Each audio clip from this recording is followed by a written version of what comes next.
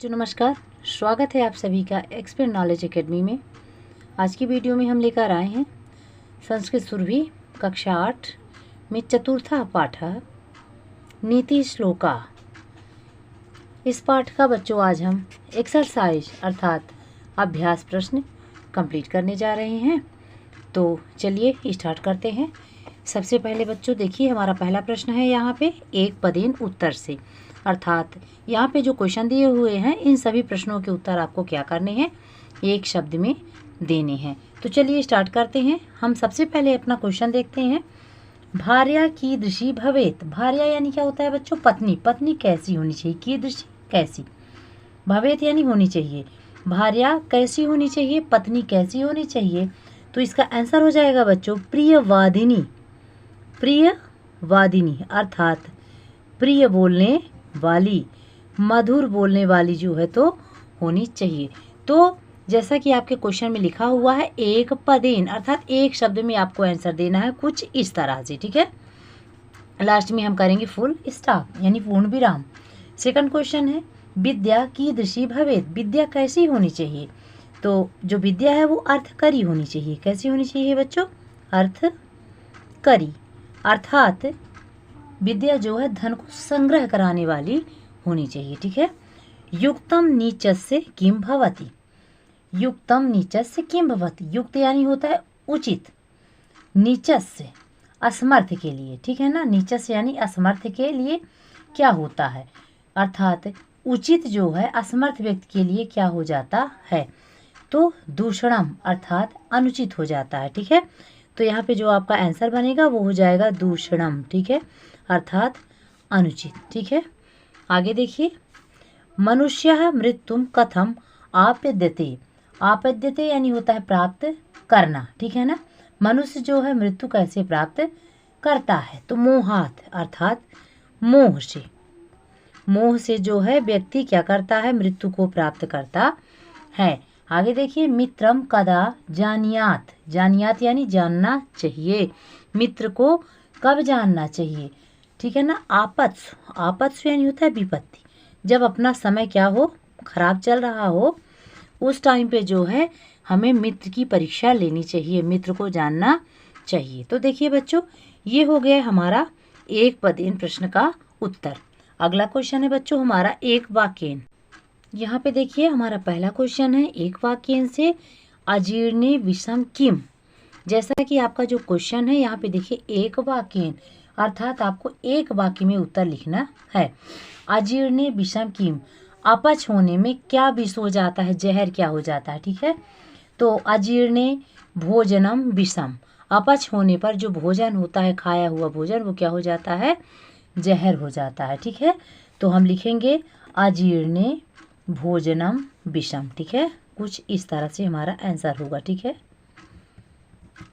अजीर्णे भोजनम विषम, ठीक। ये हो गया हमारा फर्स्ट आंसर, ठीक। आगे देखिए, दारिद्र्यम कुत्र नास्ति। दारिद्र्यम यानी दरिद्रता। दरिद्रता जो है कहाँ नहीं है, अर्थात क्या करने से दरिद्रता नहीं आती है, गरीबी नहीं आती है। तो परिश्रम करने से जो है तो दरिद्रता नहीं आती है। हमारा आंसर कुछ इस तरह से होगा बच्चों। बहुत ही इजी है, यदि आप इसे ध्यान से देखेंगे तो सारे क्वेश्चन के आंसर आपके श्लोक में छिपे हुए हैं, ठीक है ना। दारिद्र्यम उद्योगे, ठीक है ना। उद्योगे यानी क्या होता है, परिश्रम होता है, ठीक है ना। उद्योगे नास्ति, गरीबी जो है क्या करने से नहीं आती है, परिश्रम करने से।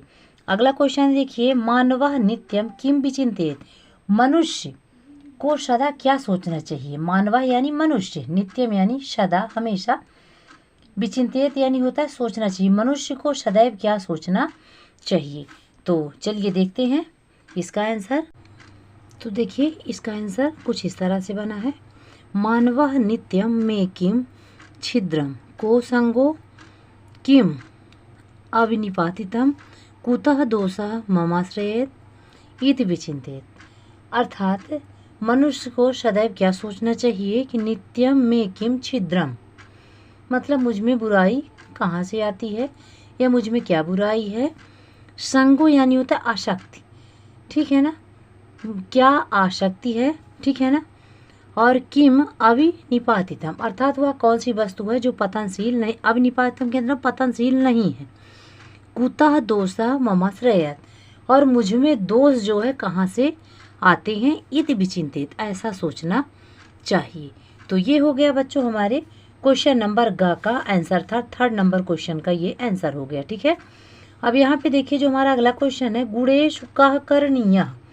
ठीक है, गुणेषु कः करणीयम अर्थात कि गुण क्या कह रहा है कि गुणेषु कः कर मतलब कि गुणों के उपार्जन हेतु जो है तुम्हें क्या करना चाहिए। ठीक है ना, गुणेश का अर्थ क्या होता है, गुण के उपार्जन में या गुण के उपार्जन हेतु जो है तो हमें क्या करना चाहिए, ये हमारा क्वेश्चन है। तो इसका आंसर हो जाएगा बच्चों यत्न। यत्न यानी क्या होता है, प्रयास। गुण के उपार्जन के लिए हमें क्या करना चाहिए, प्रयास करना चाहिए। तो का के स्थान पर क्या हो जाएगा, यत्न हो जाएगा। इसका आंसर बच्चों यहाँ पे लिख रहे हैं। ठीक है ना, देखिए गुणेश यत्न यानी प्रयास, यत्न करणीय। ठीक है ना, गुण के उपार्जन के लिए जो है हमें क्या करना चाहिए, यत्न करना चाहिए, प्रयास करना चाहिए। ये हो गया हमारा, ये देखिए यहाँ पे हमारा 1st नंबर क्वेश्चन का आंसर है, ये हमारा 2nd है, ये बच्चों हमारा 3rd नंबर है, ये हमारे 4th नंबर क्वेश्चन का आंसर है, और बचा हमारा क्या आखिरी 5th नंबर, अनाभ्यासे किम विषम अर्थात अभ्यास न करने पर क्या विषय है, तो शास्त्र। ठीक है ना, अनभ्यास अर्थात अभ्यास न करने पर शास्त्र जो है विषय है।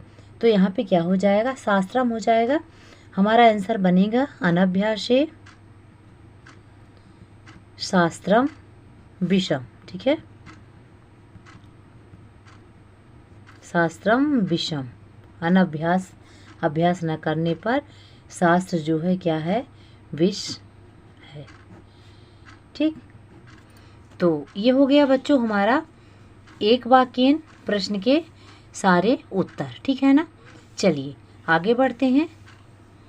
यहाँ पे देखिए श्लोक अंशान यथा योग्यम योजयत अर्थात नीति श्लोक में जो श्लोक दिए गए थे है ना, उनको आपको क्या करना है, सही जगह पे मैच करना है। मृत्युम अपाद्यते मोहात, क्या लिखा है, मृत्युम अपाद्यते मोहात, यहाँ पे हो जाएगा ये सत्येन अपाद्यते अमृतम। ठीक है ना, ये हो जाएगा हमारे का नंबर का आंसर। ठीक, गुणेषु क्रियताम यत्न, गुणेषु क्रियताम यत्न, तो ये हमारा हो जाएगा किम अटोपय प्रयोजनम। ठीक है, ये हो जाएगा हमारा खा नंबर। अनाभ्यासे विषम शास्त्रम अजीर्णे भोजनम विषम, अमृतम राहवे मृत्यु विषम संकट भूषणम, ये हो जाएगा घ नंबर का।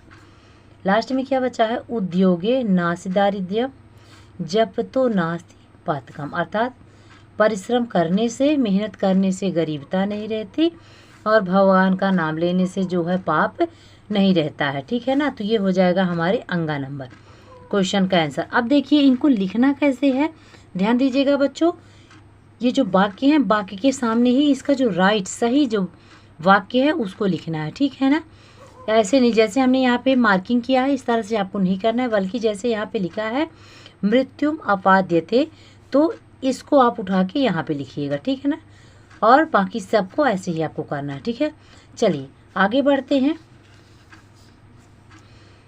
शुद्ध वाक्या नाम समक्षम आम, अशुद्ध वाक्या नाम समक्षम ना इति लिखत अर्थात शुद्ध वाक्यों के सामने आपको आम अर्थात हाँ, और अशुद्ध वाक्यों के सामने ना अर्थात नहीं लिखना है। ठीक है, क्या लिखा है, नित्यम अर्थागम अरोगिता च इति द्वयम भवेत्, क्या कह रहा है कि नित्यम अर्थागमा अरोगिता च इति 2 होने चाहिए, मतलब सदैव धन का आवागमन हो और निरोगिता बनी रही, ये 2 होने चाहिए, हाँ है या ना, तो हो जाएगा आम।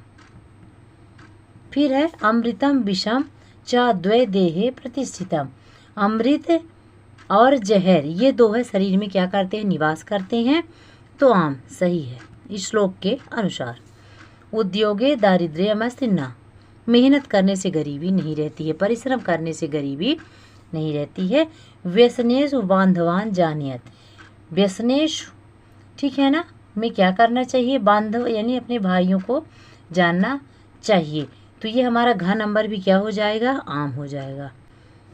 ठीक, सत्येन अमृतम आपद्यते, ठीक, तो इसमें भी क्या हो जाएगा, आम हो जाएगा। तो ये हो गया बच्चों हमारा क्वेश्चन नंबर 4, जिसमें आपको क्या करना था, आम और ना लिख करके बाकी को पूरा करना था। ठीक, चलिए आगे बढ़ते हैं। ये जो हमारा आखिरी क्वेश्चन है इस चैप्टर का, क्या लिखा है, पदा नाम विभक्तिम वचनम च लिखत। शब्दों की जो यहाँ पे शब्द दिए हुए हैं, इन शब्दों की आपको क्या करना है, विभक्ति और वचन लिखने हैं। ठीक है, उदाहरण के रूप में जैसे हमारा फर्स्ट नंबर दिया है, नीचस्य में मूल शब्द जो होगा वो नीच होगा, विभक्ति इसकी षष्ठी होगी और वचन इसमें क्या होगा, एक वचन होगा। ठीक है, अब आगे बढ़ते हैं। इसी तरह से अपत्सु लिखा हुआ है, तो इसका जो मूल शब्द बनेगा बच्चों वो होगा आपद। ठीक है ना, क्या बनेगा, आपद बनेगा। और युद्धे का जो मूल शब्द बचेगा वो बनेगा युद्धम बनेगा। ठीक है ना, यहीं से ये शब्द बने हैं, ध्यान रखिएगा।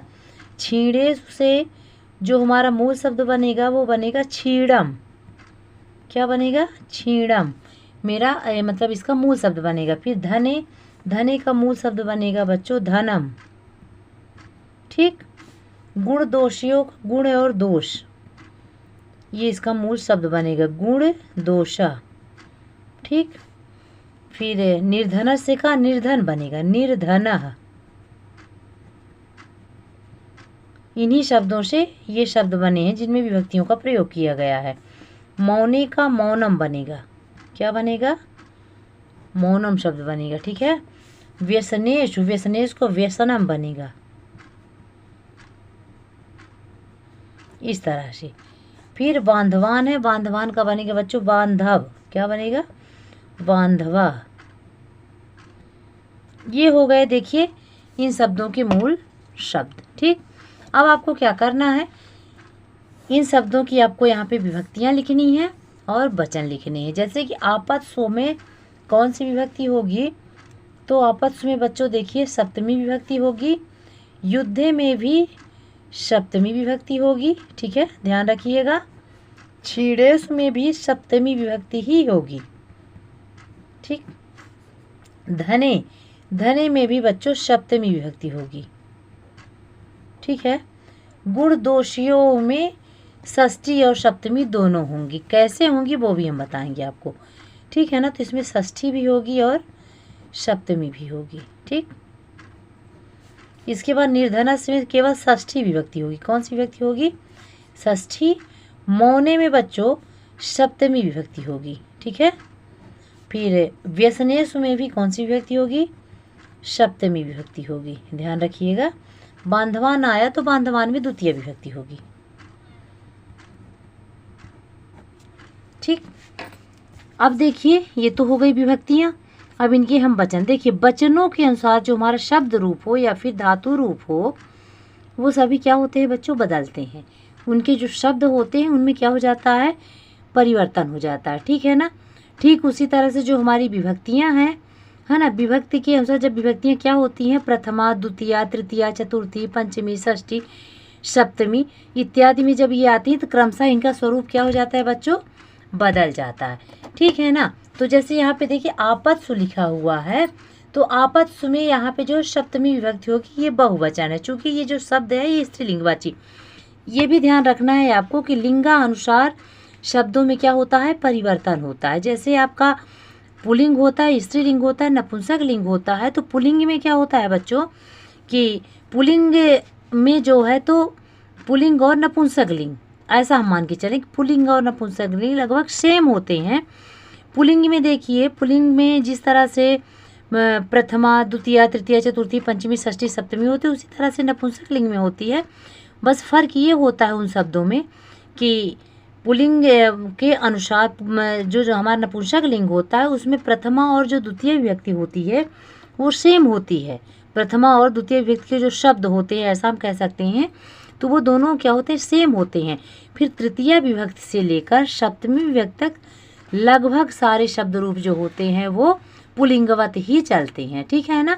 लेकिन जो स्त्रीलिंगवाची होता है वो थोड़ा सा अलग होता है।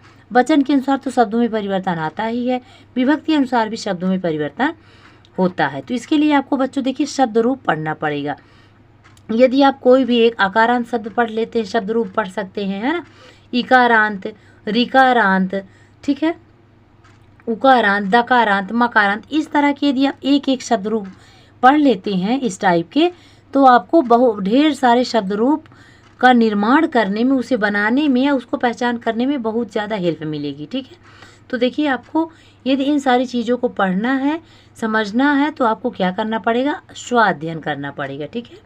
फिलहाल हम बता रहे हैं आपत्ति में सप्तमी विभक्ति होगी बच्चों, और यहाँ पे जो आपका वचन बनेगा वो हमारा हो जाएगा बहुवचनम हो जाएगा, ध्यान रखिएगा। युद्धम, यहाँ से हम देखेंगे युद्धे में एक वचन होगा, ठीक है ना, एक वचनम हो जाएगा। छीणेसु में देखिए सप्तमी विभक्ति बहुवचन होगा, छीणेसु में सप्तमी विभक्ति और क्या हो जाएगा देखिए बहुवचनम हो जाएगा, ठीक। आगे चलिए इसी क्रम में हम बढ़ते हैं। धने, धनम क्या लिखा है, धने, धनियो, धनेश हो जाएगा, है ना। तो धने में सप्तमी विभक्ति एक वचन होगा, ठीक। गुणदेशियों में देखिए षष्ठी सप्तमी द्विवचन में क्या होता है, षष्ठी विभक्ति और सप्तमी विभक्ति में जो हमारा द्विवचन होता है, उन द्विवचन के जो शब्द होते हैं वो षष्ठी सप्तमी में सेम होते हैं। गुण दोषियों षष्ठी में भी होगा और गुण दोषियों सप्तमी में भी होगा, ठीक है। तो यहाँ पे हो जाएगा द्वि, ये सिर्फ द्विवचन में ऐसा होता है कि दो शब्द सेम मिलते हैं। निर्धनस में बच्चों देखिए एक वचन होगा, निर्धनस। आपको शब्द रूप पढ़ना पड़ेगा। आप जो है सरल तरीके से बालक अथवा राम का शब्द रूप पढ़ सकते हैं, तो इन सारे शब्दों को आप बड़े ही आसान तरीके से पहचान लेंगे, ठीक है ना। यदि दो में से कोई एक शब्द रूप आपको यदि अच्छे से याद है तो आप इनको निश्चित तौर पर पहचान लेंगे। मौने, मौने में देखिए बच्चों सप्तमी विभक्ति है, वचन यहाँ पे होगा एक वचनम, ठीक। व्यसनेश में सप्तमी विभक्ति होगी लेकिन वचन कौन सा हो जाएगा, बहुवचनम हो जाएगा, ठीक है। फिर आपका आ गया बांधवान, बांधवान में द्वितीय विभक्ति होगी और बहुवचन होगा, ठीक है। ये क्या है बच्चों देखिए एक श्रृंखला से क्रमबद्ध तरीके से हम सुरभि जो हमारी संस्कृत है कक्षा 8 की, उसके सारे चैप्टर को हम एक क्रम से क्रमानुसार कंप्लीट कर रहे हैं। तत्पश्चात हम विभक्ति, वचन, शब्द रूप, धातु रूप, प्रत्यय इत्यादि भी बताएंगे।